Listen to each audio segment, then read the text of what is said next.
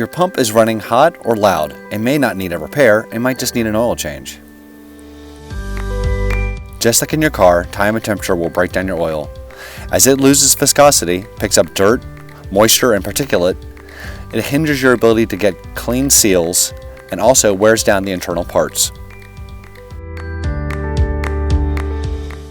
The most popular type of oil in labs is number 19 General Purpose Vacuum Oil. Our brand is not repurposed oil, but specifically designed for vacuum applications. When it's new, it's clear with a honey tone, but as it gets old and needs replacement, it starts to look like tea.